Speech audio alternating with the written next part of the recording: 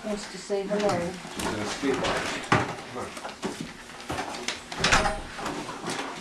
On the, getting on with the tools, to penetrate the pedal stubs, that's an ideal tool for it. It's a razor, about a razor thickness, square at the end. That one's 3/16 of an inch wide. 3/16 to 1/4 of an inch wide is fine, but it cannot be a chisel shape, like sharpened on one side only.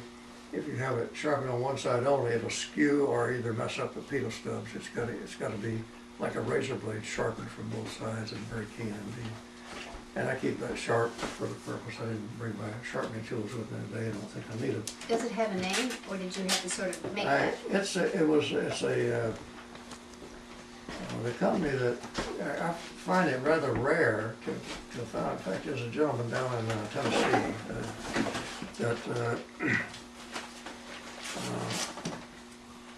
is the one that provided me with this one. I've never been able to find one of them, as a matter of fact, on my own.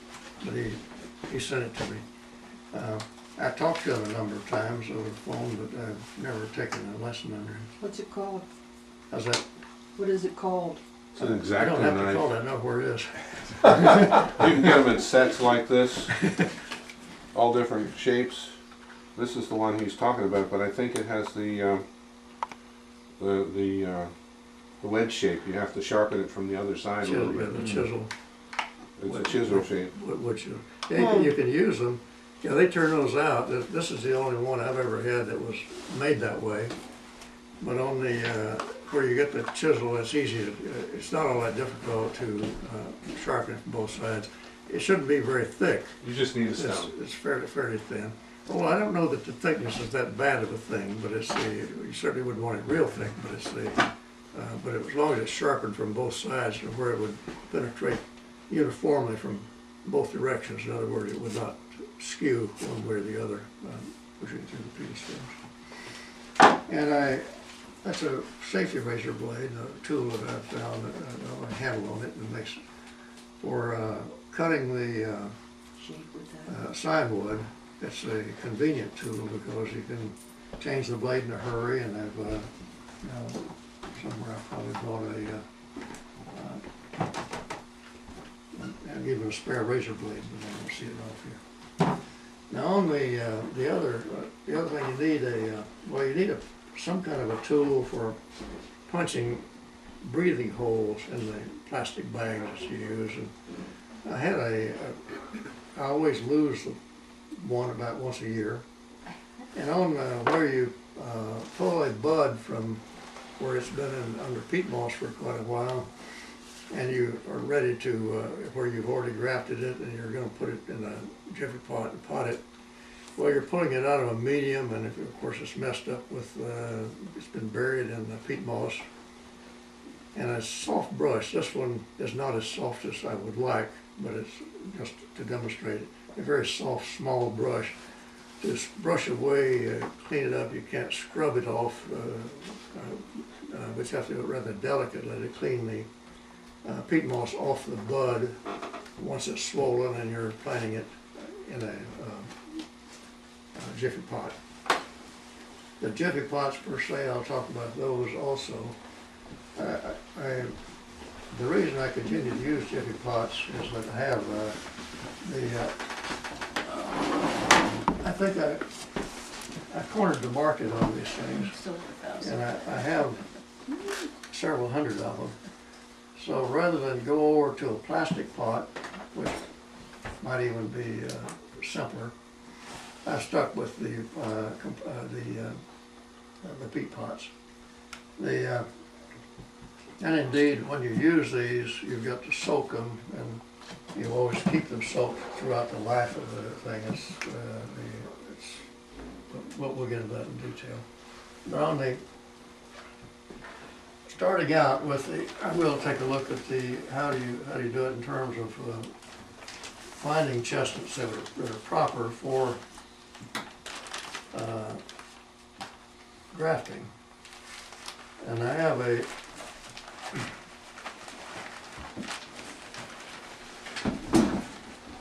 now this is about what they normally look like once you dump them out.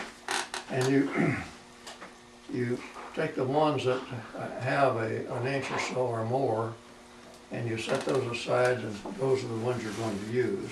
You're going to graft with those. And that, I don't know how many we'll need here today, but How they're, long have these been stored? they've Since the been fall? stored like this since last October. Yep. As soon as you can't let the chestnut dry out. If you take the chestnut from the time you harvest it around the 1st of October, which is about the normal harvesting time, if you take the chestnut and put it in a bowl on your dining room table, it'll dry out enough in 7 days to where it'll never germinate. So you got to preserve them for this purpose fairly rapidly. As a matter of fact, even eating them, if you put those chestnuts in a bowl on your dining room table, I'll tell you, in 3 months, it's like a rock. You can't chew it. It's, we all know that. We've tried it probably on occasion. But anyway, for this purpose, certainly you want to get them under preservation. I always make sure that I preserve them like this within a day or so of harvest, just to get away from that drying out process. And that's pure peat? This is pure sphagnum peat moss. Okay. Peat has an antibiotic And you have to, effect. one of the things about wetting it also, and I have a pot of it here, which is already mixed and what have you, and wet. It is not the simplest thing in the world to wet that stuff. It's Absolutely. It's you- hard to do evenly. you can't just pour the water in it and say it's wet. One point, you do not want to freeze them. Yeah. You Yeah, keep oh, them as cold as you can without freezing. Never freeze these. Freezing is a real no-no. But I don't think I'm going to use a whole bunch of these. I think for my purposes at least, put out a dozen or so there and put the rest of them back in the bag.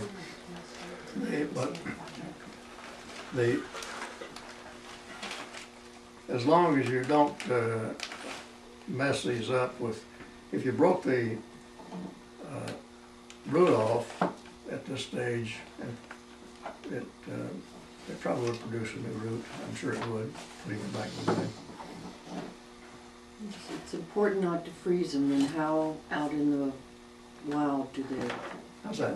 If it's important not to freeze them, then how in the We had wa- that discussion the other day. Well, yeah, what that's, did you come up with? well, If they're in, go ahead. on the freezing part, squirrels, of course, they probably a lot smarter than I am, because they dig a hole maybe an inch and a half deep, and plant a chestnut in it.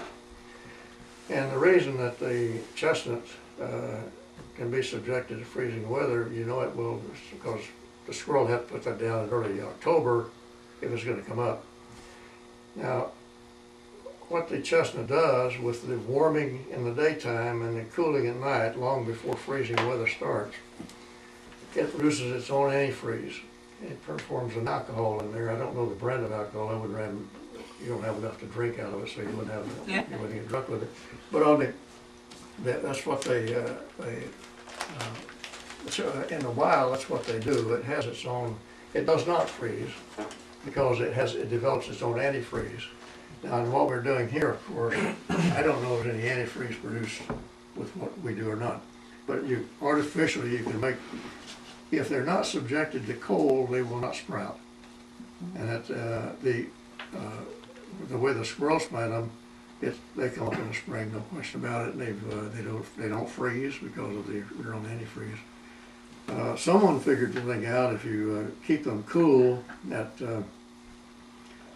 for 60 days in a refrigerator, like the crisping door of a refrigerator is always a handy thing to use on that. But if you keep them for 60 days, they will sprout. And if you keep them in there like these, even if you don't take them out of the refrigerator, they will, many of them will sprout, even if they've been refrigerated. 2 points. And on those that I brought here for Tom, I, 2 big buckets full of them there from, which I harvested from Tom's property. Many of those have sprouted, some sprouted, not massive sprouting, but some of them have sprouted even though they've been refrigerated the whole time. 2 points, when you refrigerate them, don't have apples in the refrigerator. They give off ethylene and it can ruin the scion wood and the, I don't know what it does, but it's the ethylene that's given off.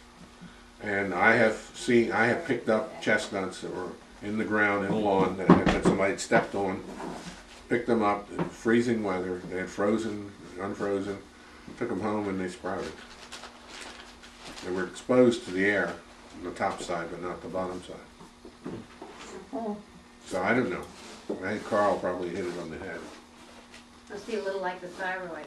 This, with the rising and falling of the temperature, must just trigger this chemical reaction in some kind Of of some way sort. to adjust. Very cool. now these sprouted in the refrigerator, right? No, these, I've had these out for a short period of time, I don't recall just how long, but this big Okay. package used here. But on the ones over here, I have a refrigerator full, and I think that, well, some of them, and I think the lower parts seem to be sprouted more than the ones in the upper part of the refrigerator for whatever reason. I would think it'd be the other way around. But anyway, some of those have sprouted, but never have been out of the refrigerator until today. Once they come out, does it take several days for them to begin to sprout? Typically, when I take them out of the refrigerator, if it's doing the right time of year, particularly like I usually start this process in December or early January. You take them out of the refrigerator for about 2 or 3 weeks, and they're sprouted adequately. And what you do is you take out the ones that are sprouted, and as you saw a while ago, I put the ones back in the bag that you're not going to use at a given time. Typically, I would pick, if I were doing a massive process of grafting, I would take all the ones that have a root that's an inch or so long, and I'd take those out and put the others back in the bag for further aging and further sprouting for another batch later on. But you wouldn't have to re-refrigerate them? You don't have to Oh, put them no, back in? no, you would not, don't put them back in the refrigerator. Unless you Not want in to that- retard it. Not because, not those bags you don't. This is saran wrap here, which Tom has shared with me. I use that for processing the nut for grafting. It's a convenient thing to have, and you can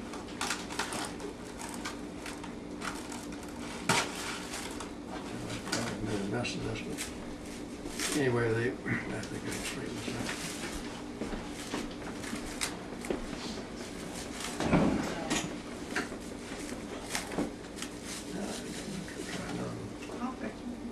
I mistook where the cutting edge was. It's down here, it's not up there.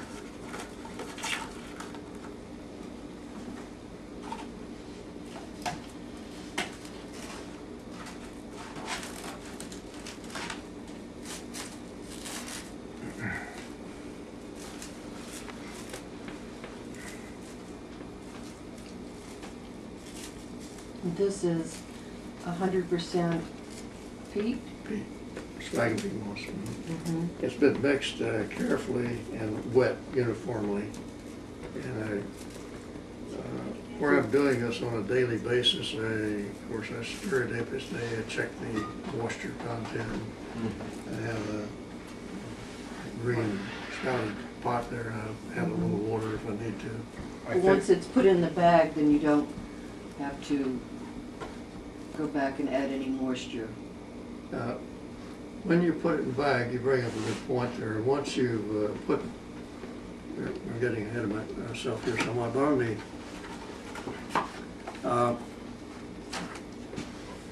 once I do this grafting and I'll put it in a bag, and at typically the bud will have a swollen within about 3 weeks. You check for the swollen buds at the end of 3 weeks.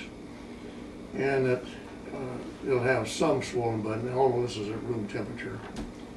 But you will put those back in the same bag you took them from to let the buds swell some more, because they will not all swell uniformly. The other thing is, I found that the buds, if the bud is covered with the peat moss, it won't sprout nearly so well as if it's exposed to light. And this is, what will work just as well as this, is milled sphagnum moss. This peat moss is on its way to becoming coal. So, but the sphagnum moss, you can get it, it's milled, it's actually fresh moss that's milled. And that also has antibiotic properties. It's a lot more expensive though. Starting with the nuts with the sprouts on them, it's the simplest thing is to remove the sprout and just put them in another container, and the sprout will be thrown away.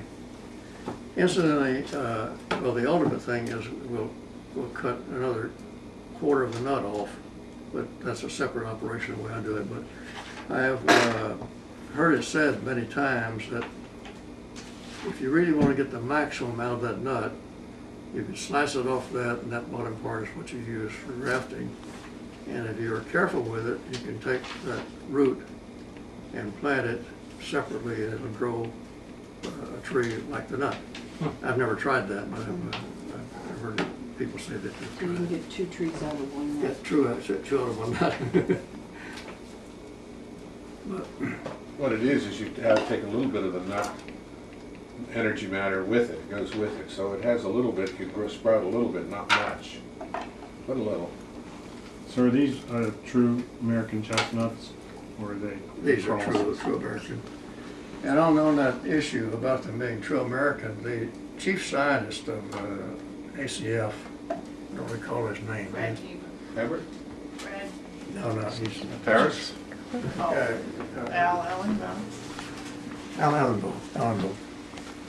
I've discussed this with him and about using a Chinese chestnut to graft into him, but the Chinese chestnut. He says that in about 75 years or so, the tree will die because of the incompatibility and what have you. So I told him that, I don't really quite comprehend that. He said that the reason for it is the root system on a Chinese chestnut is not really compatible with growing a humongous tree, and it will not work.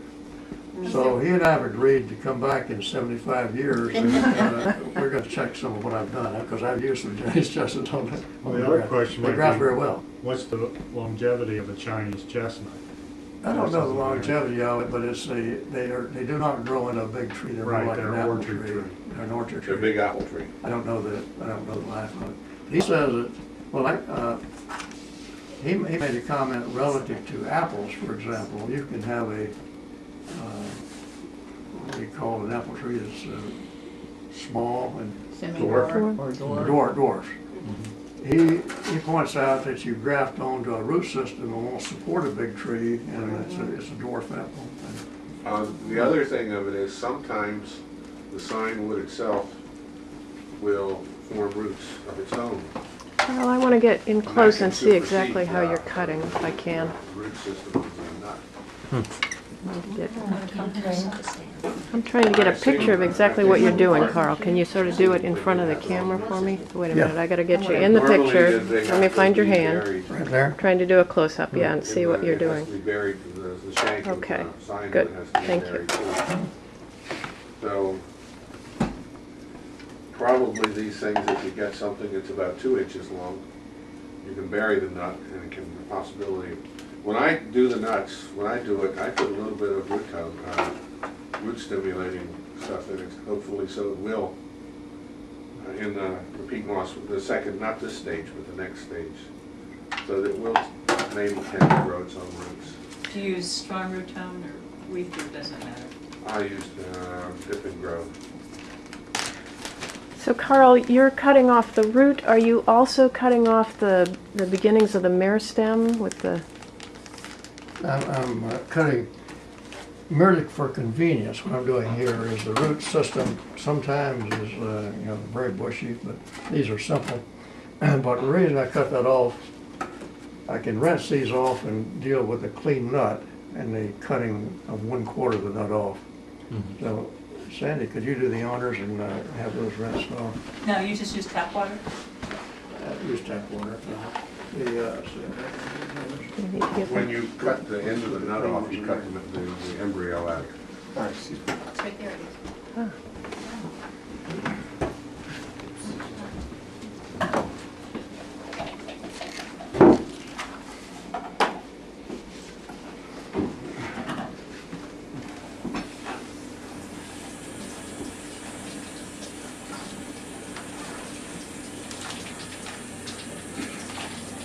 So what's the source of this tree? Did this come from the chestnut cooperatives? This, These nuts? Some of them were from nuts I got from them. I've got some big trees from them. Some of them from my own grafted trees down this here. is from his grafted That are- tree, Tom's grafted tree number 7 on the last row down there. Okay. I could not read the sign on it. I was out here about 7 years ago. You were showing me how to graft. You probably don't remember. And you didn't have any trees producing at that time, so. We've got several trees. We've got 3 that are the same clone, one of which is dying. The other 2 are growing great guns. You asked me before how far. I think it depends. What happens, the cows got down in there and ripped a bunch of the branches off, the lower branches, and made inroads so that the disease could get into the tree. The other trees are ripped off too, but they're overgrowing it. Is this your Corrigan The clones? Corrigan clones. And we've done back cross pollination, controlled pollination on Tom's Corrigan clones. Yeah. We have a line, I believe. We've got a line planted from them. Now on the bag we're going to put these in, we'll take care of that first. You need to put a few pinholes for breathing. And I'm not going to name the normal, the nut, but it's pure American nut. But I put down the date that we're doing this. We're going to put all the grafts in this bag once we finish the grafts. But put a few pinholes in the bag for breathing purposes. You don't want to have no interchange of air at all. And I'm using a safety pin today, but I always seem to lose. I start off with a hat pin and it disappears, but I'm always losing some of my tools. Each year I will lose them and I have to go back and recreate some of them. But anyway, that's what we would put anything in. Now that these are clean, we are ready to go to the next operation on it. Because if you're really clever with this operation, of course, you can trim your fingernails at the same time. And your fingers, yeah, even for those. But cut about 1/4 of it off. And I usually make this perpendicular to the flat side, just to be consistent. And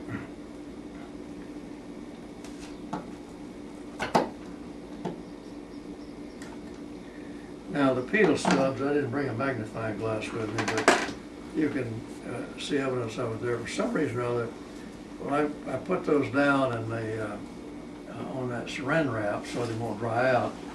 And the peel stubs seem to be more visible after a short period of time than they are right away. I'd say. Pedal stubs are the 2 hemispheres of the nut. There are 2 of them, as we're all familiar with peanuts, I'm sure. And on peanuts, they come into 2 halves. You see that one end of them is together in nature. And that's where it comes together there. It's where the new peanut would grow if you planted the peanut. The same thing with chestnuts. You know, the chestnuts, the two halves of the chestnuts are not as distinct as the peanut, but it's close. So, but you can, by carefully looking at it, you can. And you've never attempted to plant any of the, what you're cutting off? How's that? You've never attempted to plant any of the? No. If you're going to plant them, you would not cut the root off first. It's you'd leave the root on and cut them off. I did it a few times, but I found that it's simpler and cleaner if you trim the root off first and you have clean material to work with. It's not, you don't make this big a mess on it. It's a neater process to do it this way. Magnifying glass is in the pocket, in front. What? He brought a Oh, he has a magnifying magnifying glass. glass? Yeah, some of you may want to look at those.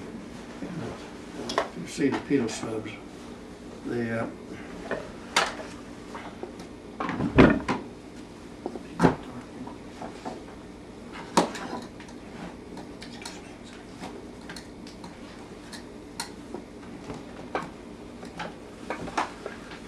sometimes like that one shows up real neatly. There's no problem on that one. But the pedal stub seems to be more distinct once they've been on that saran wrap. Let me see that one. Thank you.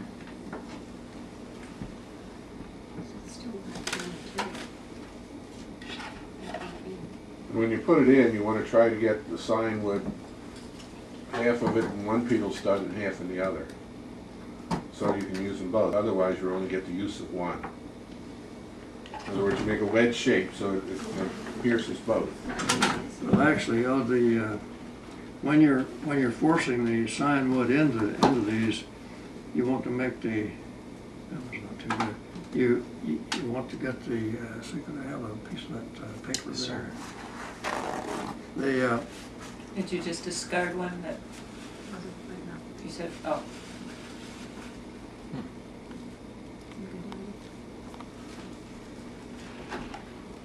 The one that wasn't good, Carl, was it discolored or? it was partially decayed. Yeah. It was and end of the pedal stub. It was not good. Are you treating your nuts with hot water for? Yes, Yeah. I do that in the fall. A partially decayed nut will sprout, but it's liable to rot on you if you do this. So you just want to, there's no use investing in it, is what Carl's point. Now, basically, in this process, if you're looking for a very high percentage of success, you would toss away anything that did not look perfect. It was imperfect, go ahead and toss it. And you would wind up with a higher percentage of success on the whole thing. But I don't, unless it's really messy, I go ahead and use it, and if it works, fine. If it doesn't, I'll throw it away later. I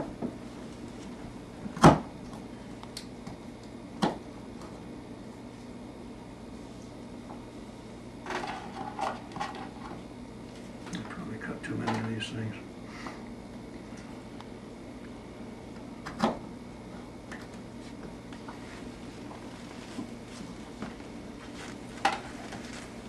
Now the next order of business then is to pick out your scion wood. I think I'll use what I have here, Tom. I'm more familiar with it. This is the Amherst. If anyone wants to do some grafting with other things, they can.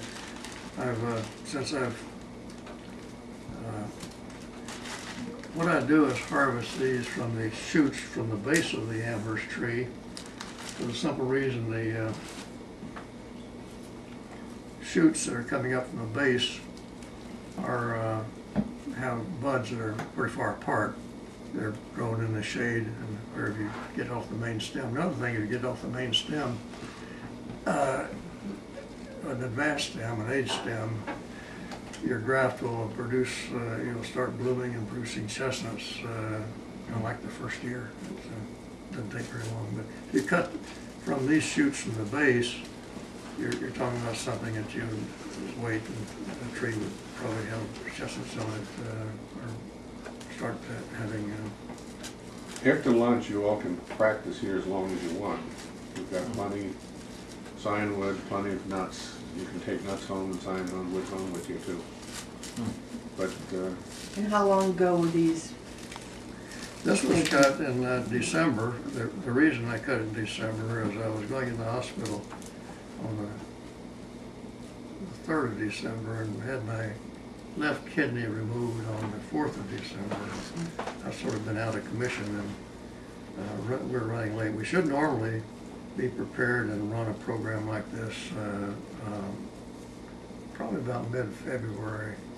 And starting in December, I could have multiple stages of it ready to go. As is right now, everything is sort of aged I'm working with. your scion wood has to be dormant, but I have cut scion wood that still had leaves on it. Now they were turning yellow. Pulled the leaves off, stored them, and they grew when I grafted them. Can you They- store them in the refrigerator? In the refrigerator. They were already dormant, even though they still had leaves on them.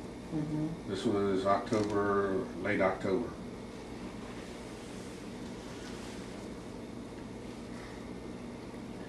But as you can see, their buds are very far apart on that. In fact, they're probably an inch and a half apart. But in dealing with a scion wood, of course, that one, you don't have to cut that one off there, but you want to make a fresh cut. I'm not going to use the whole length of that thing. It's too long, really. But I'll just toss that part away. But on the, you need a significant length of shank there, because ultimately when you plant the nut, you want the nut to be buried, and of course the bud has to be above the surface of the pot. But make a symmetrical cut on it, and it's You're going for a wedge? going for a wedge. Now, if I were really clever with it, I could do that in one cut. Now, the fact that I do it in multiple cuts is not a major problem here, because when you're pushing this into a pedal stub, now you can see distinctly here, most of you are close at least, you can see those two pedal stubs there, very, very separate. And you see that one? When you're doing ordinary grafting, you But want a nice that's- smooth that cut so they comes fit out, together. Fact is, those This are is further the nut apart will than deform the fit. That's what he's saying. but make it right through the center of each pedal stub, and I try to make it going parallel, the knife deal parallel with the flat side of the nut. No one knows exactly what direction those pedal stubs are taking down there. And that's one of the unknowns, which makes the first stage of it a very... So did you go between them, right between them? Right, well, I cover, I Perpendicular went to into them. both of them, perpendicular. Oh, This, okay. I will, I think. since the side wood I had cut there is, I'm going to favor one versus the other. Obviously, the thing, that, normally speaking, those things are much closer together. That was pretty far apart. But you want to get as much cambium from that as you can in contact with the pedal stubs. They're very, very vital. That one, I hate to even have that as a demonstration, because those pedal stubs are further apart. And but if you have a large piece of side wood, it splits the nut. And that won't. That- Over there, And kind if of you're over doing his American shoulder. chestnuts, they tend to be Okay, small like this, anyway. okay. Now, on the matter of, since we're going real slow here, I have have this already prepared, No, I don't. and I think they you start don't to oxidize a little. like you don't that. want the So you don't want turn this to be exposed to evaporation for very long. Normally speaking, I might do 3 or 4 of those when I'm doing real fast. I don't put them in a bag immediately, but if I'm demonstrating and what have you, it really is good to go ahead and put some moist peat moss in it and go ahead and drop it in the bag to minimize the potential of evaporation from it. Now, in putting these in there, one thing is that you try to keep have enough peat moss in it, enough where the thing is where they don't touch each other. If one goes bad, like fouling up with a mold or something, it would minimize the loss to that one if it's all isolated. But we'll go with another one then, and I should have cut it since this gets larger on the way down. It gets more near the normal size. 1/8 of an inch, I think, is a good figure to work with. The smaller ones, if you're pressing them into the scion wood or into the petal stubs, they will bend and break and that sort of thing if it's real small. But 1/8 of an inch is about ideal for it. But you can go up to 1/4 of an inch if it's a large nut. I would have been better off with a larger, the one I packed in there. Would have been better off if I had left the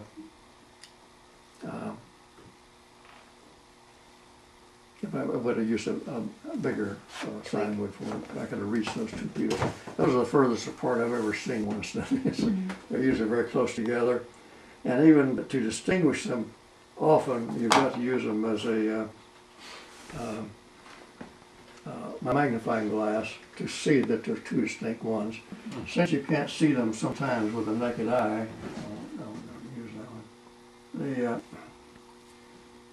that one. And you want to make, there are 2 of them no matter what, but they more often than not look like just an oval with the long axis of the oval versus short. Well, the long axis, you assume that those are the 2 petals separate, making it an oval and crowding in that direction. So here, these are more nearly optimal. And then, again, you're trying to theorize about which direction those petal stubs go. And and nobody knows. How deep into the nut do you go? But what I do is put the upper part of my forefinger on the top of that, because this one requires some pressure. But I put my upper part of my forefinger at the end of that, and then do the pinching down below. So I'm using force, every force I can get to get that into the nut, up to beyond the wedge. You want that cambium there to be absolutely in contact with the nut. But on it's not a critical matter if you're doing these in sequence and doing about I frequently do a dozen, maybe 15, maybe even 20, 25 at one sitting. But if I'm doing, I will do this real rapidly, and I can do, let's say about 2 per minute, so they're not exposed to air very much. But if you're demonstrating like I am, you are talking and extending the time beyond what you would normally do. Now the spot above the petal stub is, you don't paint that with tar or anything, but you do make a fresh cut at the end of the thing. You don't want the old cut there because you want fresh wood.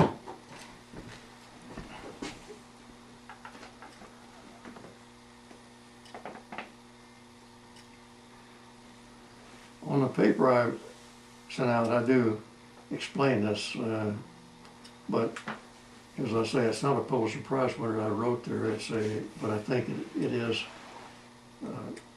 at least definitive, if one is tracking later as to how to do it. But you need some wood at the end of it. You want to make it sharp, and I'm not clever enough to do it all at one time, but you make it where it's you have a sharp, but not so sharp that it will bend, and it will make a mess if you, let's see. Now, where is the one on this one? I don't see a pedal stub there neatly, so.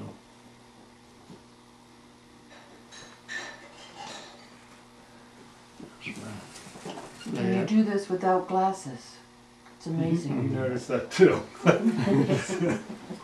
I have glasses here for girl watching. But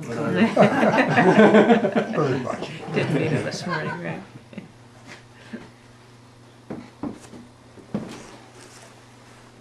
No, I've always been able to read and do fine work without glasses, but my distant vision is a bit of a problem. But I never wore glasses at all until I was about 45. But it's not that difficult to press that together and finish it off, but most of it we're trying to maintain a bit of moisture on them without drying it. Don't dry them out ever. What's the maximum number you'd put in one bag? I have put in as many as 25 in one bag. A bag full? Now you're covering them up completely. The bud is under moist peat moss and the whole bit, and it will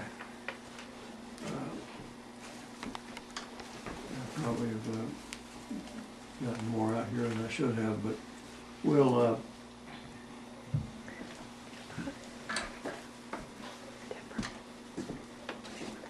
Still pictures for me. If you wanted to take a few pictures of that, that would be great.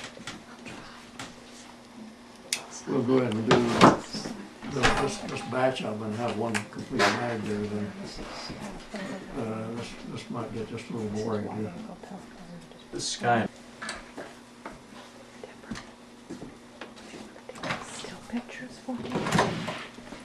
If you wanted to take a few pictures of that, that would be great. We'll go ahead and do this batch of them and have one complete bag there. Then this might get just a little boring here. The sky and wood was stored cold It's been cold since December, since December. but it was only stored in saran wrap. It wasn't It was put in wrapped- the peat moss, for instance. Oh, no. This is in saran wrap, and then I put it in And then just automatically. Ziploc bag. Do you put any moisture in the saran wrap before you No, I do not. Okay. Well, if it's just fresh. put them in straight? If I've cut it and not putting it in saran wrap for a couple of days, I'll add some moisture. Okay. But if I cut the sign wood and come home and directly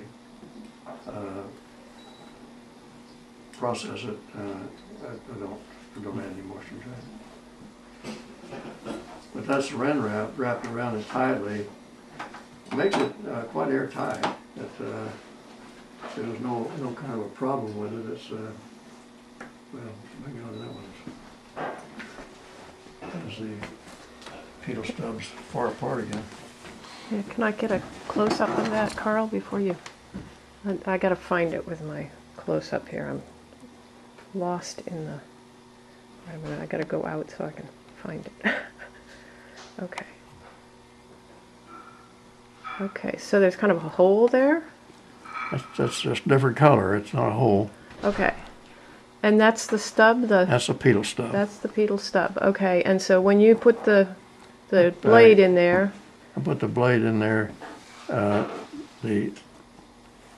in the direction, in other words, half on either side of the blade, and you're putting it right in the center So and it's, using the long axis of the. so you're of the oval. perpendicular to the long axis there. Right. Okay. Yes, Okay. It goes, the blade is in the direction that you can see where I put it now. It's Right. right in the center, and we're ready to put that into the same, in that same slot. And your wedge is also perpendicular to the long Well, you're axis putting when it- it goes in. Yeah, you're putting it precisely in the slit that you made. Yeah, okay. Good. Okay, all right. So in effect, one side of your wedge, the cambium's in contact with one half the pedal stub, and the other side of the wedge is in complete contact other with the half. other side. Right, Okay, right. got it. And And the pedal stubs were precisely centered the width of the sign would. That would be ideal, but Yeah. you seldom do you have anything ideal on it. It's, you do the best you can. You recognize. They look kind of like a little figure eight, like that.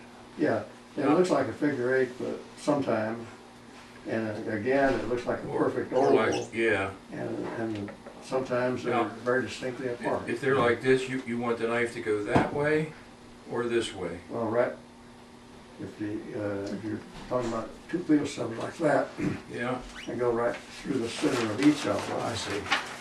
not between them, but Not you between, okay. want to go precisely through the center of each of the two pedal stubs. Okay. And ideally, Is it like that? Oh, yeah, right. Yeah. But that so was, now make them cut. that would Yeah, make I'm the- saying it wrong. Make the cut right through there. So it's parallel to the Okay, long yeah, axis, so not perpendicular The to the cut long side axis. of the sign on that side is in contact with both, With and both. the cut side on this side is There you in go. contact with both. Right. So I got it Yeah, wrong. that would Yeah. be ideal. So it's So it's That would be the ideal. opposite It's of what parallel, you said, not yeah. perpendicular Parallel. to the long axis. Now, on the, normally speaking, if you have a flat side here, the pedal stubs that's rotated that way often. Oh, And, okay, so So, They're not now, quite- if you have a flat side like this, Yeah, then you're saying they're gonna be like that? more or less. Now what do you do? Now, well, Or they'd be touching? they'd be, Would they be well, touching? they might be elongated like this, Right, end anywhere. to end, and you split it right this way. That way, Yeah, okay. right, And parallel to the flat side of the nut? Parallel to the flat side. okay. That's just, Okay. that's just a Even though habit the I've gotten level into, and it's, Here, Yeah, here, right. whatever, yeah. So did everybody get that? 'Cause I think that's the drawing Show that's me, wrong Nancy. and the ed. Show me, Nancy. There you go, yeah. So the deal is each half of the wedge gets the sum of each material, of the material from each So side. the one on the left, what's important is the flat side of the nut is down and you make it parallel to the flat side of the nut and perpendicular to the What's the tube. difference between these two? Pretty soon, They're the same, he's just illustrating the flat side of the nut. You favor that and stay parallel to that. right? Oh, I see. As much as possible. Yeah, Does that there's, make sense? there's a paper on the web by Ed Greenwell, is it, S.C.? Yeah, that's the person from Tennessee. And I'm, His picture's wrong. his drawing of this is incorrect. Well, are they always in the same direction? well, now, here's the flat side of the nut, and you can see the elongation is in that direction. Right, so it's, So you'll cut along and- that? that's And you press the, you follow the put stuff, the, not the you knife. put the, where the, Oh, so even if Yeah, you, see the pedal stub, this is the two halves of the thing, this is the flat side, and this is a classical case of the thing, and to be honest, they're all like that. You could, you know exactly which ones are which, you want to go right through the center of each of those, and it is a first approximation. And you press that down as nearly vertical as you can, and believe me, you want to be careful. You can put them all the way through into your hand, and I've done that. So I've made every mistake in the book, so it's, So that one is not parallel, your Yeah. cut is not parallel to the flat side of the No, nut. no, no. And neither was the other one he did essay, just Yeah, before that. the cut is Yeah, perpendicular to the flat side. Okay, so you have to always And it follow goes the through stub that. rather than the nut. Yeah. right, The two okay, fiddle stubs. okay. And that's, I'd say in terms of probability, the probability of that one becoming a real tree eventually is very high. That's That's a kind good of- one, huh? My, that's impressive. Looks like a little tiny boat without a sail that you're setting off there.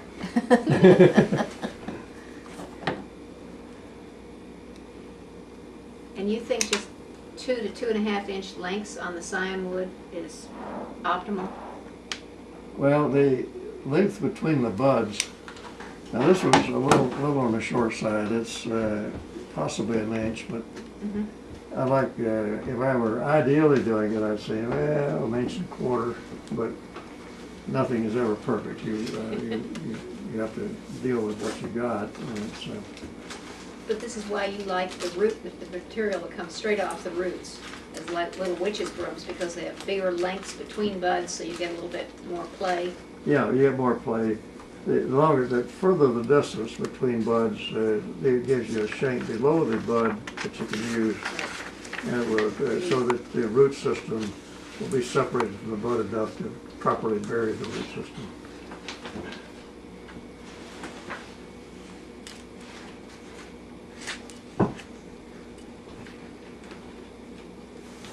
I've heard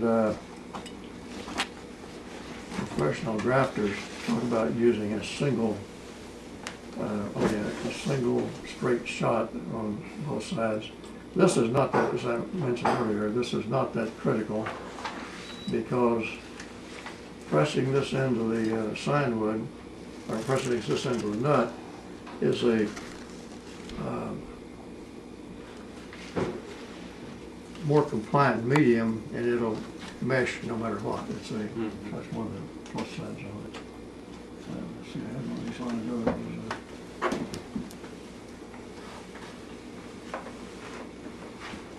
We'll use this one. This is a little bit bigger piece of scion wood. Now, But now here, these are not. now it's parallel to the flat, No, they're. because you're gonna go this way? Well, I'll go this way. Mm-hmm. Yeah, they're the two distinct ones. There, no question about it. Those are two distinct ones, and you go Right through 'em. right through the exact center of each. Now, it's this scion wood then will be matched up real neatly between the two petals. Right. And you, again, press that with a forefinger, not messing up the bud, but then pinch down and press. I should let some of you people do that. That's, Well, that's really good. That's a And perfect. then you That's- cover that's a the good whole one. cut. Get it deep enough to Yeah. cover the whole cut. So that one is, that's a good one. It's so much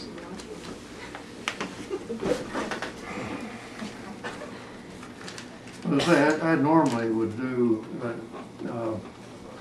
upward of half a dozen of these in rapid succession, and then put them in the bag. But I have put as many as 25 in a bag like that in one grafting session. So you're saying in the bag, they can have peat moss on the bud even? Well, you bury them. You bury them in the bag. But it's better not to cover up the bud. I found that a lot of times they won't break bud. So you If they're covered want up. the peat moss to come all over the nut, but The let the nut, little yes, bud yeah. stick out. That's why it wants longer stubs in there, is so you can stick it out. So you put them down so they're all sitting up like those soldiers. Yeah. So, And you only want one bud on your wood. You can have more. Well, you can have more than one, but I usually just take one. If It's, there were, and sometimes I've had even two or three. If I have scion wood that is very vital, what have you, and it's not convenient to reduce it to one bud. I've had as many as three. but you have to be prepared to develop multiple trees. You've got to trim off the transmission. It's a judgment call. If you have multiple buds and they all sprout, each one's going to be weaker than if you just had one bud. If you had one bud, but if you only have one bud and you break it off, you're out of luck. Yeah. So it's a judgment call. What about the terminal bud? You want to avoid that? On the That's, branch. that's a big controversy in grafting circles. The terminal bud, now, I think There's nothing wrong with using terminal bud, but except pressing it in there is more difficult, far more difficult. So it's manipulation. Here's That's one. cool. Here again, the needle stubs are at a slant with respect to the flat side. And you're gonna go with We're going to go the stuff. with the stubs in direction of the stubs. I don't really know. It surprised me when I started out with this thing is why they weren't precisely aligned every time, but they're not. They never. Well, I should say never. I'd say that. Nature's not that way. Yeah, you do the best you can, and you hope it's never going to be perfect. You do the best you can.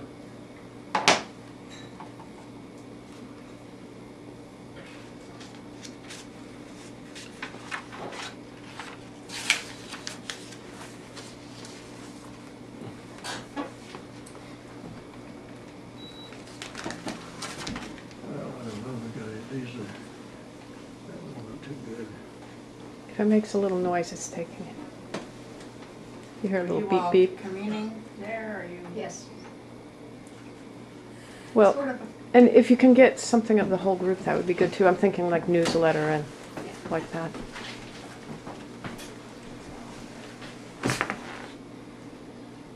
Can you make stills out of your? I don't know. I maybe can. Just thought, I'm gonna type up his thing. Yeah, it'd be to nice to have illustrate. stills of the steps.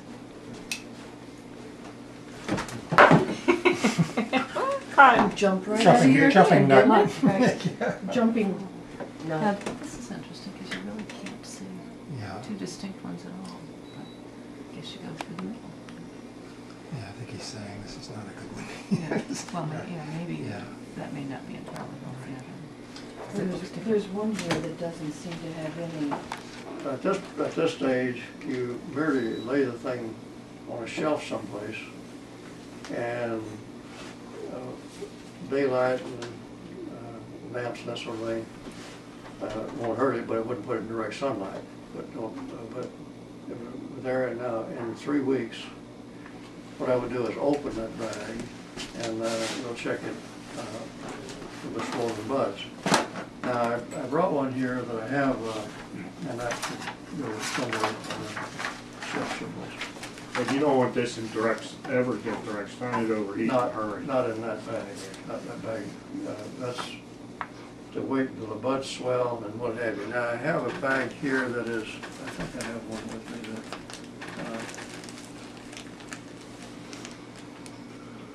You have one that the bud is swelled and the roots are on it?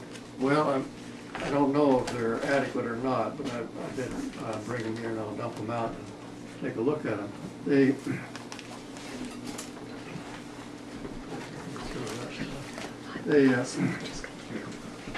I grafted these and on the 16th of February, and so it's just a little bit over 2 weeks. But typically, the first opening I would have on this would be I would open them up in about 3 weeks. And what I do in 3 weeks, opening this bag up, I would pick out the ones that with swollen buds, and we'll move them into these jiffy plots. And what we should do now, if we're going to do that, we better put some jiffy plots on, some water, and I don't think we'll need very many, but we'll put a couple of larger ones in case there are any large ones that have it. They need to be soaked.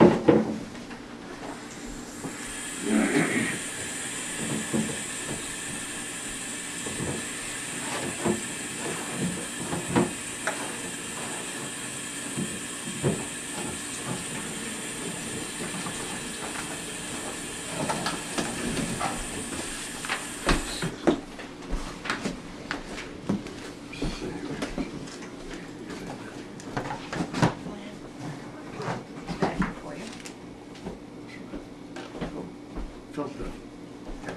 More? Yeah, one more. Oh.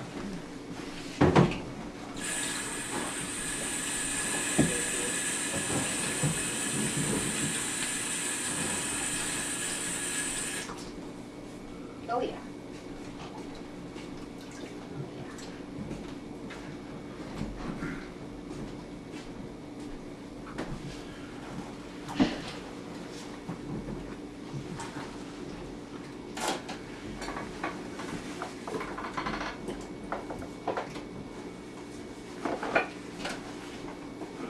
That's good. I'll make sure they're versed in here, and you normally would, early on preparing for this thing, I don't know that we're gonna get even one out here, but we're prepared anyway. But normally speaking, it's about a 3-week thing from the time you do your grafting until you get to the stage of moving them to individual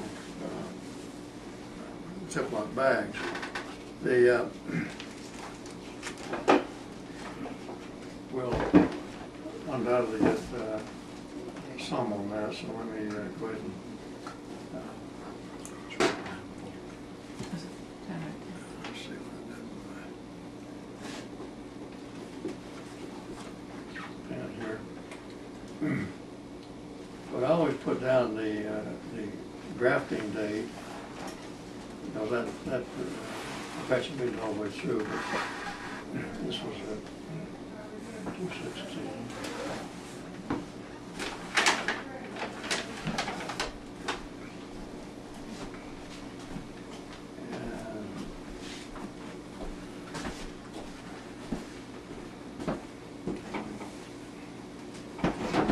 But since that one is an Amherst and it's on a V2F2 nut, and I have a roll of those, 300 of them, I guess. And I use those for grafting.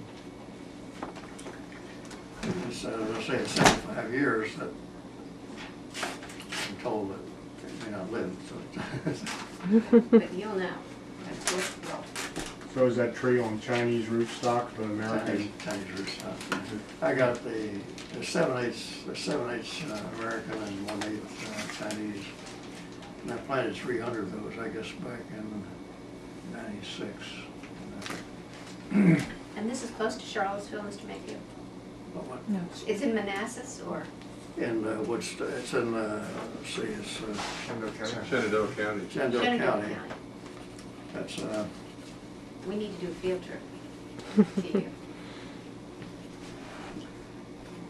let's see here. We need some breathing holes here. You've lost your pen. There it is, I see it. I always lose the pen. It's a kilt pin, that's a really good thing to have. That's a, Thank you. Is it sort of a Kleenex, right? Yeah. I always put a half done or so breathing holes. But with that, let's, we'll dump these out and take a look for any that has swollen buds in it.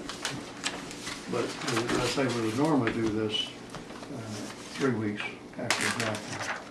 But there may be some, we will probably force 1 or 2, no matter what.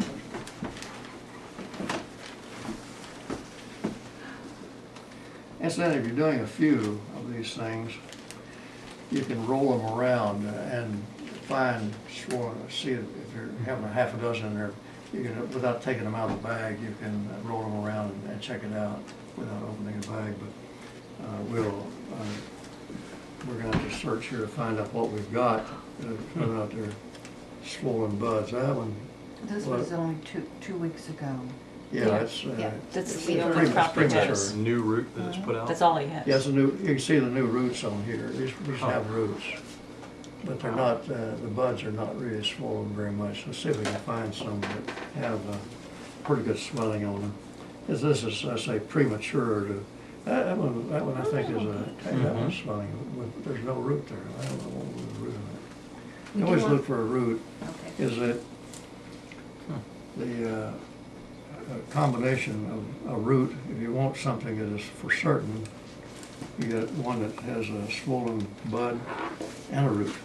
I don't know where you'll find them. Doesn't need much root. Just Doesn't need much beginning roots. of- That's a show that, well, that one doesn't. So would have that be roots. swollen? Yeah, that was swollen a bit. Well, there's no root there, but there's high probability the root will develop, but And swelling the bud first and then putting the root out later? they're usually about the same time. Oh, okay. In 3 weeks, typically, the ones you pick out have several roots coming out and a swollen bud. Now, sometimes the bud comes in more slowly, and you leave it in the bag, and for, as much as 6 weeks, and then you have a whole bunch of roots with one swollen bud. In that case, you have to use a larger peat plot.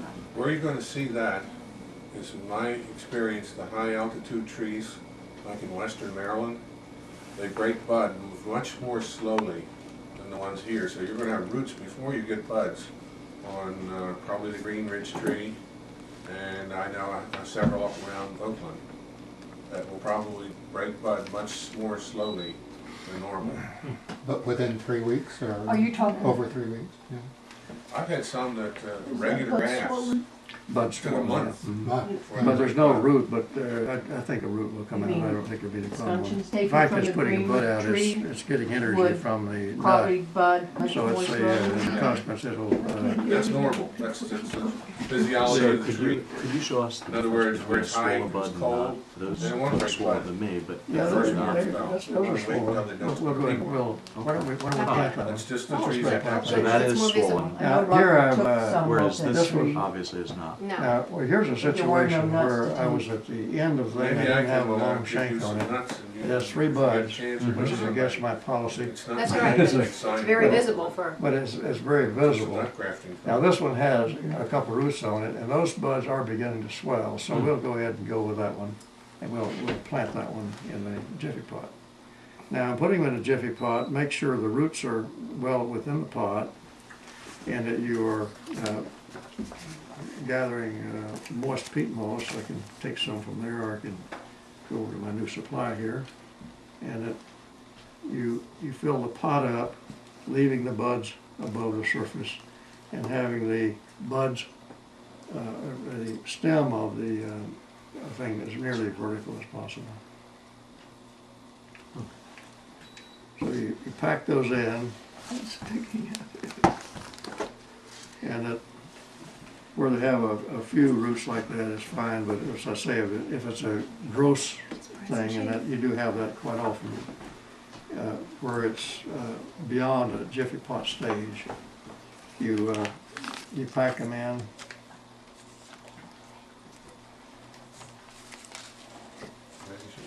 And try to keep all the buds above the surface. So you pack it where it's about level with the peat moss, and have it packed well to where it won't fall apart. That's not, that's, this is the. Now, in putting it in its individual bag, That's their. this is a tricky part here, is that you don't want the thing to turn over, and since I have such small, delicate hands, I put my lead hooks all the way into the bag, and zip it up. So it still needs to be enclosed. Still needs to be enclosed. No, they're not. Now, the pinholes in it are purely for some breathing, modest breathing, but not a lot. Now you take a hook. Hey, you got it all figured out there. Yeah. Take a curtain hook, put it right in the center lip, but not between both lips, between just on one of them. Those trees are very, very heavy. And you hang that on a wire that you strung up someplace in daylight, but don't let it go in not direct sun. No direct sun on that. There's 50 in the bag. But that's just and that will go when it outgrows when the buds start opening up These are from the Griffin's. in a major way. About what RH should that be? What should the These relative are not humidity resistant, be? not necessarily. High, very high, very high. The humidity will be very high in there. 70? These are from. It'll be probably 95 or more. Oh, Because you got the wet peat moss, you got the wet pot, And under normal circumstances, that pot is still wet, still damp when you get ready to move it to a pot, per se. Now, while I'm talking about this, let's talk about what we Roots are gonna do. grow right out of that pot and you plant the whole pot. You plant, well, you're getting ahead of me a bit there. Yeah. What if you plant the whole pot in a 2-gallon or 3-gallon pot with your potting medium? Well, you'd normally think that, why not just plant it to where the 3 buds are above the medium, and what happens if you do that is the wicking effect. This thing will dry out. The wicking effect pulls the moisture from the whole pot, and the root system will coil up and nothing can come out, so you lose it. So what you do when you're moving to the 3rd stage of this thing and moving it into a large pot is that you take your thumbnail and you of course you're removing it here because you have little trees that are growing out there. You would with a thumbnail trim that thing at least a 1/2 inch off the pot. Try not to disturb the root system while you're doing that, but trim the thing down to where that will be well buried within the potting medium and still have the buds above the surface, immediately above the surface. And in doing at that point, depending on how each of those are going, I may even trim it and what do we call it? Tar that you put on the wound, if you will. Save the best one. You don't go with the multiple trees. There's multiple stems. If they're multiple stems, I mean, I would cut off just say one. But this is pretty rare, but I will pot anything that has more than one bud in it. And particularly, I just did this because it was the end of the thing, and it was. How soon do you take the top off the pot? Was it? How soon do you take the top off the pot? When you go to the next stage, how long are you gonna keep it in that bag? When do you take it out? Well, when you get ready to put it in the 2 or 3 gallon pot, you peel it off and immediately bury it up to this point in your potting medium. That's in the next phase. So that's only when you're planting it? When you're planting it in a large pot. Oh, okay. You peel it off when you're planting it in a large, to keep the wicking, because you're going to leave it at that point. You're going to leave it as a. She's got it. Oh, good. It's going to grow in that pot to a fairly good sized plant. And we're talking about that next stage is that I do cover it in the document I handed out here. Is that when you go from the putting this in a large pot, which I call phase 3 of the process, you don't want this to be in direct sunlight again with a big pot, because it's been in a protected medium and a humidity that's close to 100%, and all of a sudden you've got a matter of a little tree there that has not is room temperature, and room not only room temperature is fine, but on the matter of evaporation from the leaves and that sort of thing, it'll suffer and die, as a matter of fact, if you just turn it loose. This is the most important part. It is This is where critical. most of them lose I out. have some. It's hardening off the sprouts. If you have to do it right, it's like getting a suntan. 10 minutes one day, 15 minutes the next day, 20 minutes the next day. That's the way you have to harden these off too. Sandy, could you get me those? Right? Very slowly, Very slowly. very slowly. So do you leave it in this baggie until it has a leaf? How's that? Do you leave it in this bag until it has a leaf? You leave it in this bag until it outgrows the bag. And it's typically, when it gets to be a little tree in there of about 2 inches high, the leaves are beginning to press against Oh, the so you side. leave it in there quite some time? Oh, yeah. You leave it in there until it grows into a little tree. Okay. Now, if it does not instantaneously do that, let's say within you see no growth happening within 2 or 3 weeks. I usually put a few more drops of water in to open it up, and put have just a dropper type thing, dropping in a few. It may have through its exchange of air, it might have dried a bit, and encourage it with a few more drops of water, and sometimes that causes it to come on out. But typically, without doing anything else, this thing will have developed in a tree, into a little tree, and you have a few dozen of them on a single wire hanging up, not in direct sunlight. You have a whole bunch of these hanging there. You could pick them out as they grow trees and bring them to the pot and peel this off, plant them in the pot and cover them. Now, when you plant them in the big pot, in the 2-gallon to 3-gallon pots, that is a very difficult stage, because you have a tree there that has been in this high humidity. All of a sudden, you have humidity that might even be 30%, something like that in the room. You don't want it to suffer too much in it. You take these things here, which I found work out very well. You have the big pots, you plant it in, you set that, and you sort of rotate it and form a semi-seal between the surface of the potting material and the little tree right in the center of it. And this has time to grow, if you will, or handle it for a period of time. And what happens on that is the tree hopefully will start growing. You start introducing it to a little sunlight as it would all do it instantaneously, because it's under stress when you're taking it from that high humidity environment in that bag to the big pot.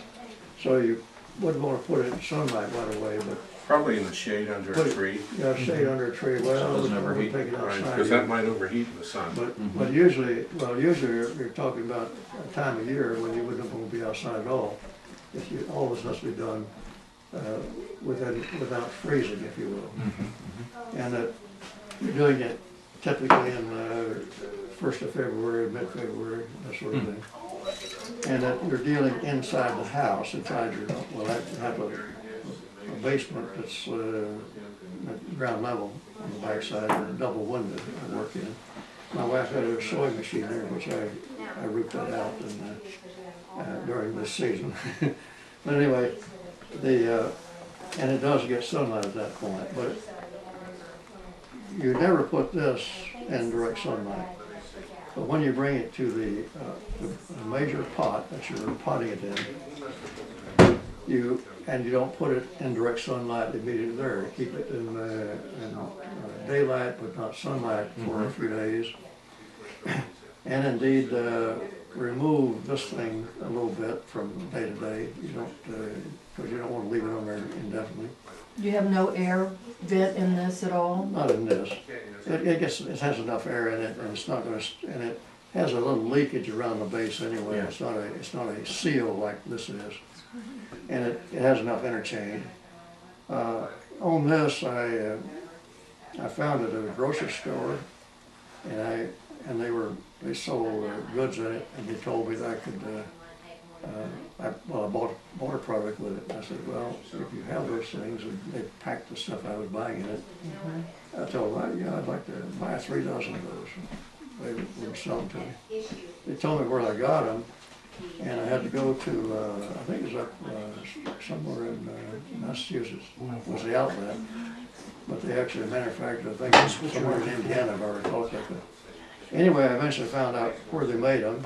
I wrote, and where I called them, I found out the least that they would sell me was 500, so I have 500 of them. Oh my God. Now, I only need about 3 dozen.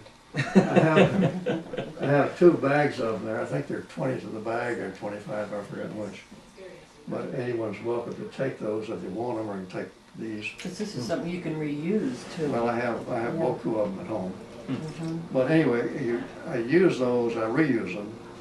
If you have, you're not going to ever do more than 3 dozen at one time or something like that. That's about the maximum I ever do with it. You can reuse them the next year, and last indefinitely. But anyway, eventually you start introducing the thing to sunlight while they're still in your home a little bit. what I do on that, introducing the sunlight, the sun rises and falls at a regular place, and you can find it. You find a place where they can be in the sun, and it'll be the sun will automatically have it shaded as the sun goes on over. So to minimize my own effort, I put them where they would have a little bit of sun for maybe a few minutes, then up to longer and longer periods of time. And eventually, after all of this tender loving care from this stage to a little tree, you're talking about several weeks there. And when the danger of frost is over, then you take them outside. Now you've got to protect them from the squirrels, chipmunks. From the wind, just the wind? The wind is not a serious problem with them at this stage. It can be, and I'll talk about that later. But on the, I have a cage which I have in my backyard that's 6 foot in one direction, 8 foot in another, and 3 foot high, and it's covered top, sides, and the whole bit. It's on the ground? It's on a concrete base. Okay. And it's on my patio, and when I have them in pots, I can store dozens of pots within that cage, and it keeps the squirrels out and the deer, what have you. So I have never had trouble with wind on them at that stage of the game. This thing is off of it when I have them outside. These are no longer there. You've already introduced it to the sunlight while you're still in your house. It's already outgrown this. And it's well, not necessarily outgrown, but you don't want to leave that thing on when you take them outside and out the outside elements. So that's what I do there is on the cage I have. Now where I have overrun the cage, and what I've done then, so I take 36 inch wide hardware cloth, which I have the cage covered with that. So I use the same dimensions, a 36 inch width, and I can take it comes in 25, 50, and 100 rolls. But I take a roll of that, and if I have individual pots, I might have a half dozen of them or so that will not fit in the cage because I've already used a full cage up. I've rolled those up to where it is a precise fit around the pot, and I cut a length of it which rolls up into a cylinder that's right around the pot. What I found out then, I put a cover over it, made hardware cloth, so the squirrels obviously can climb up and over. But by accidentally leaving that off a few times, I found, well, the squirrels don't go up and over on that small. I think they feel they're trapped. So I don't put the top on anymore on the small cages. But on my big cage, if I leave the top off, they're up and over in minutes. But on these small cylinder, and of course it's 36 inches high, and they obviously could climb up and could climb over, but they don't. I might just have well-mannered squirrels, I'm not sure what it is. Since they don't bother them, I don't put the lid on anymore. Or maybe they don't want to be bothered with one at a time, but when Well, you that's have true. the whole, when you have the whole cage to feed. Take out a row. Yeah. They will come into a greenhouse when the greenhouse is opened up to ventilate. Well, the squirrels can't get through it, it'd be aggravating. But the squirrels or chipmunks can. Is there anything else that would bother it they could get through? Well, chipmunks, rats probably would, I don't know. Yeah, your moles will eventually, when you, the moles don't bother when you cut them in pots, but when you plant them, I've had moles come in and bite the root off. Yeah. Oh, deer? I mean, you always have. Deer will always bite the top out if we get to them. Well, when you still have them in your house in the 1 or 2 gallon container, what watering procedure? How important is it to keep them? Well, one of the things that I addressed in the paper there, which I passed out if you get around to reading that eventually, it's potting them is a delicate process. You're potting medium. I don't have a panacea for that. I did use what they call Pro Mix, which was made in Canada, and it was handled by a mail order outfit, and I ordered multiple bales of it per time. But the mail order outfit went out of business, and my son wound up contacting through the internet, finding out an outlet for it, and they said that Home Depot handles it. I've been to every Home Depot in the Washington area, and I'll tell you, they don't have one. This is for potting mixtures? Potting material. It's Pro-Mix, they call it. Is there Only, anything? Why did you like that? Well, I liked it just because it was easy. One thing you have to realize is the soil and potting mix is got lime in it. They adjust the pH, so it should be neutral. It should be all right. But if you mix it a little bit with just plain peat, that'll lower the pH a little bit. Mm-hmm. But on the, well, Tom gave me some garden soil out here that was pretty acid last year, and I tried that. I tried various mixes of it, using pretty much recognizing ultimately these roots have to work in real soil. So using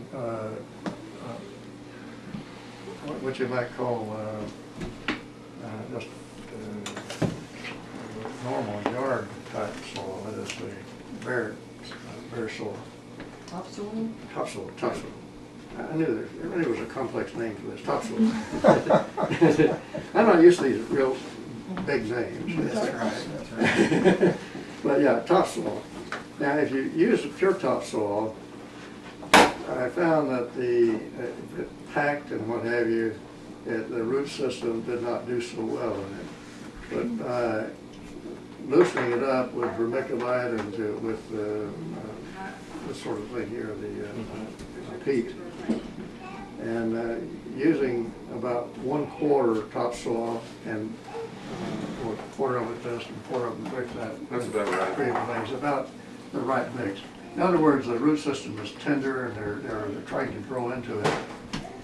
I don't accentuating it heavily with topsoil immediately in the potting thing is not really a desirable thing. Now on the moisture in it, what I do is work up a number of pots at one time, where I have a bunch of them I'm going to put into pots. And I usually water those down, soak them if you will, and I put those out on the patio when I do this process, and I do it in the basement. But I take them out on the patio and just take a sprinkler can and sprinkle them all, wet them very thoroughly 2 or 3 times, because as you know, in wetting peat moss per se, it doesn't wet real easily. So I make sure that this stuff is wettable, and it's vital on transplanting them into the pot that stuff be wettable, and it will work very well. And so I wet them down, and I find that, well, the thing sinks below the surface of these are regular plastic gardening type pots. They might even sink for a inch or 2 below what you had it, and I just add more and continue to wet it. Once I have those things really wettable, I don't keep them soaking wet for bringing them in the house and Probably a good rule of thumb is my wife's rule of thumb. If it stick your finger in it, if it feels wet, it doesn't need watering. That's right. That's the finger test is what I use. But if it feels wet, it's fine. If it doesn't feel wet, you might have a problem with it. But you got to keep it's sensitive to moisture content, having enough moisture when it's in the pot, particularly in the early days of planting this into a large pot. But not too much to avoid root rot.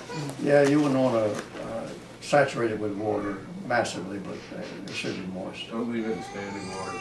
And that prevents it from,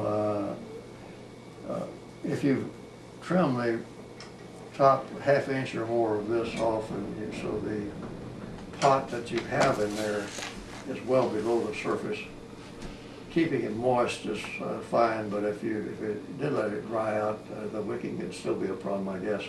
But if you handle it with proper moisture all the way along, there's no real complication with that. It works fine. But it's what you get used to ultimately is that it sort of becomes second nature. You know, you're moving one thing to another, and you can do it quite rapidly once you wind up with it. And you do a lot of them. So I say putting them in the grafting process, putting them in the bag one at a time. I never do that. It's always at least a half dozen, maybe even 10. But I can do the grafting if I have all the grafting material out there and have the nuts, a quarter of them cut off, that sort of thing. I don't know what my speed is on it, but I think I do about 2 or 3 per minute at least, maybe as many as 4. So you're not exposing it to drying out, but if you're doing it methodically like we did here, putting them in a bag and covering them up, which is vital for the end of the first storage at the end of the grafting phase per se. Once it's in the pot and happy, then how do you expose it to sunlight, or what kind of light do you put it in? Well, when I pot it, initially, I don't put it in sunlight. I have that paper. I don't want, yeah, I know, I'm just making my own notes. You'll find it there. Yeah. It'll say, What you gotta realize is the glass filters out ultraviolet light. And you have to adjust for that when you put it out in the sunlight. It's not only subject to sunburn and everything, it's also subject to ultraviolet light and subject to all kinds of things. That's why you gotta be so careful. Okay, so you really take time about that. Yeah. One thing I found out by accident was we had our windows replaced. I used to, when we moved into the house, we had the windows, and we had storm windows put in. And I used that and never knew how to work with it and what have you. And all of a sudden here, about 3 years ago, I found that the plants, when I took them outside, had not, even though I'd put them in the sunlight in the basement through these new windows, they filtered something out of it that was not done by the old windows. These low E windows So I had, that have, what do you call it? Some kind of coating on it. they had they work different anyway. So anyway, I found moving them to outside in the sunlight was a little more delicate problem than I had earlier. So you have to adjust, depending on what your system is. If you have a hot house, of course, there are many things you can do that would be short circuit a lot of what I've been doing here. Put a hot house to work with. Would you clarify again what you use as the larger pot, medium? You use Medium. part topsoil. I use, I do use about 1 part topsoil, Something. and I use 1 part Peat. peat, 1 part vermiculite, Okay. and I forgot what the other one is. but Perlite. Perlite? Perlite. Okay. Perlite. The difference between, What was the last one Perlite. you mentioned? Perlite. Perlite? the difference between perlite and That vermiculite, has some, vermiculite will absorb water and like hold it. broken up Perlite bricks. will not. Well, They're both Oh, artificial. it doesn't This make bag is space. broken up It's bricks. space and it's aerates, you get What I air. don't like about perlite is how it always floats to the top. well, if you, I haven't heard that kind of a problem on it. But I know I looked at the content really of this, what they call ProMix I used to get from the Canadians. And that was a sort of, they had perlite in it. They had, I think it had about 4 things in it, but I don't recall what they were per se. But that worked very well. But since I can't get it anymore, I beat Tom out of some of his high acid type soil here, and I took and I used that last year. Did it work? It worked when I mixed the other stuff with it. Well, what I found out is where I was experimenting with using more of your dirt and less of the other mixture, it tended to harden more than what at least my system had been applying to. So I wound up using about 1/4 of it. I think that's about right, that's what I use. Well, you get 1/4 and mix the perlite and the vermiculite and the peat moss, and mix it out of a great big tub that too big to bring up here. But it was, I mixed that very thoroughly in a batch, a very significant size batch. And I can fill many of the planting pots from one batch with that. So, Two other things you might want to consider is these soil moist crystals. They've got a lot of different names, but they absorb water. It's a gel, and then when it dries out, it gives more water off. It makes it so it's not quite so critical in watering. And the other is, you normally hear never put fertilizer in a pot. Well, you can use these slow release fertilizers like Osmocote, and there's 2 or 3 others. Mix just a little bit in that. There's Osmocote, there's half a dozen. There's some green stuff, I forget what it is. But if you do it, when it touches the roots, it won't burn the roots. So you don't have to worry about fertilizing. Or you can mix something like muracid and water, and when you water it, put the muracid in the water, that fertilizes, that's fine. That's what they use down at Meadowview, is they use muracid. But muracid is very dilute. now, on planting them, let's talk about the fourth phase, planting them in their permanent location. You do that basically when in the fall of the year, after things are getting quasi-dormant, so there's not much of a negative factor on the plant. So I usually do that around November or so, late October, November. And I don't go into detail on that, as you'll note in the final page of the document I handed out here. But on I have found experimentally is that during the first year or so of a nut graft, it is more susceptible to wind damage where you're talking about the open terrain than would be a regular seedling. Breaking off. It'll tend to break. Well, not uniformly always, but you will lose some from wind damage. So I always put a drive in a stake that I'm going to use to tie it to,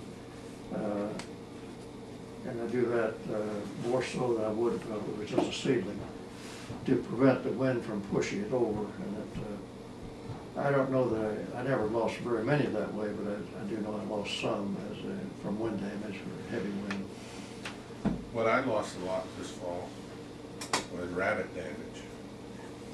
They just chew on them, left them in the garden too long just the fall. And I brought them in and put them in my root cellar. They're still in their pots.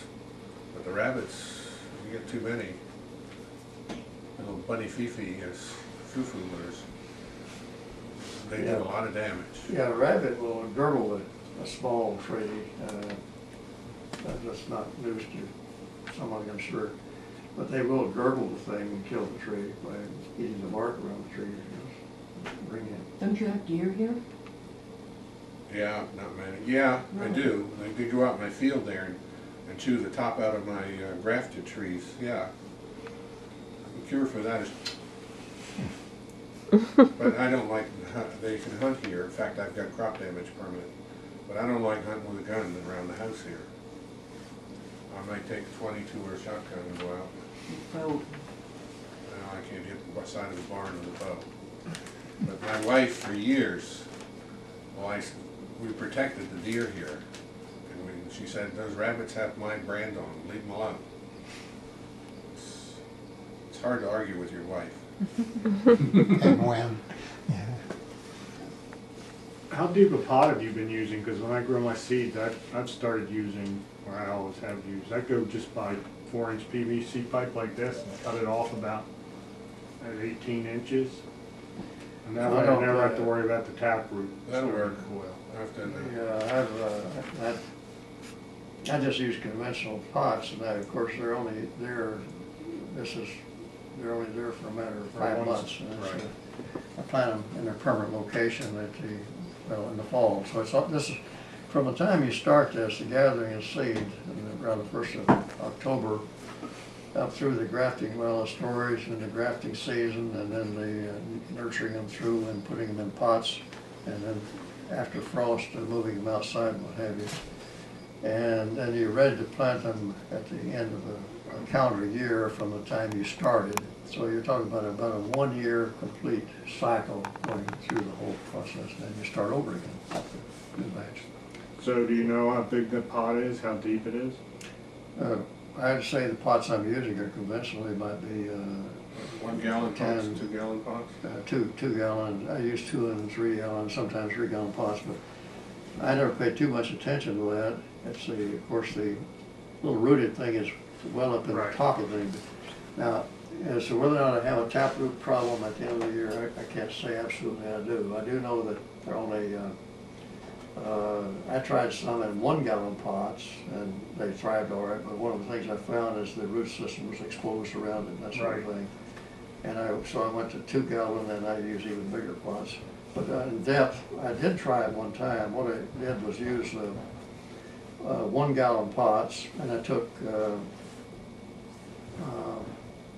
I guess it was 2 foot wide aluminum foil, aluminum like flashing type material. I cut that into pieces and I caught it up, taped it, and set it in a 1 gallon container. So you had it from there on up to about 2 feet. I tried that for a number of years, and it didn't seem to help me all that much, as long as I was using a 2 or 3 gallon pot. And I haven't looked at the taproot per se on it. It may be kept as a consequence of it. I have no answer. It's been my experience, nut grafting, they don't form a taproot the first year. Oh, okay. The seedling does. Yeah.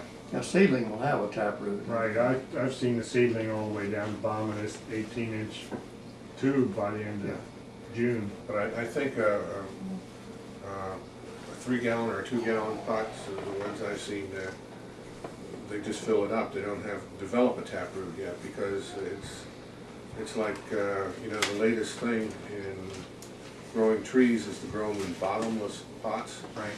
So that they don't, the taproot is aborted and they grow more around the sides, and this is what they seem to do with the seeds.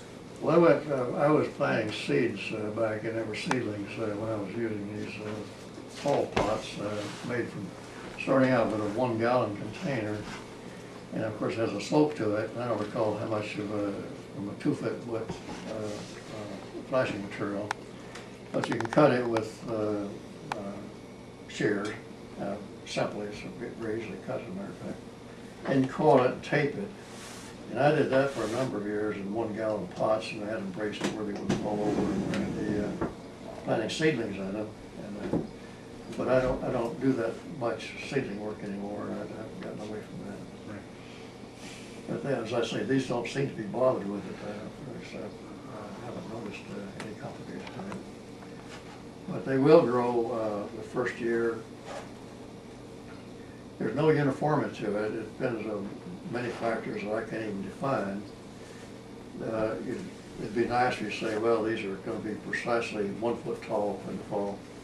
It's not that way at all. It's sometimes as many as 3 foot, and that's very rarely that high. But, anywhere from 6 inches or so on that. Sure. Have you said anything about how you choose the nuts and What? how you choose your material? Signwood. What I do on signwood is this I cut from the amber's tree. If you cut the mature branches, usually the buds are very close together, and you can do some trickery with it by forcing in a production very early. Of course, if it's signwood from an older branch. But what I do as convenience is the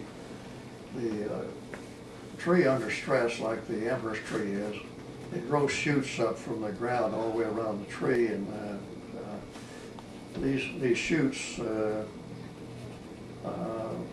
produce, because they're partially shaded, they grow longer with buds further apart. And that's where I get most of my signwood from those shoots. It's convenient. It's and the spacing of the buds makes it much simpler. Now, if you do have multiple buds and you still want to graft it, there are several ways to do it. One, as you saw the example I showed you there, had a multiple buds on it. And you could, if you don't have enough room to bury the nut adequately, I've trimmed them off. And what I've done on several occasions, which let's say the buds are half-inch apart, I have or 3/4 of an inch. Let's make it 3/4 inch apart. They got to be significant apart. If they were 3/4 of an inch apart, what I will do is go down to the second bud and cut the scion wood off right at the second bud, then cut the bud off and make that wedge right where the bud was, but you've destroyed that lowest bud in getting some additional shank on it. You can do that. There's several tricks you can do to use scion wood. It's not perfect, but I've tried other things on it by removing the buds. There's a tree, the graft just doesn't like it to have an open scar on it that is not contributing toward what you're ultimately doing, like removing buds. I have removed them successfully, and in those cases I've left the bud on until the, well, like on this one, we're down about 3 buds on it, and cut them off and put tar on them or whatever we put on them, compound. At the time you're transplanting them, but that's and you pick out the best one at that point. Carl's point about not using a terminal bud, if you use off a mature shoot, you get a terminal bud, you're most likely, like you said, to get a bloom. If you cut the bud off, you're less likely to get bloom, draining the vitality of the shoot, of the let's take a break for lunch. We come back.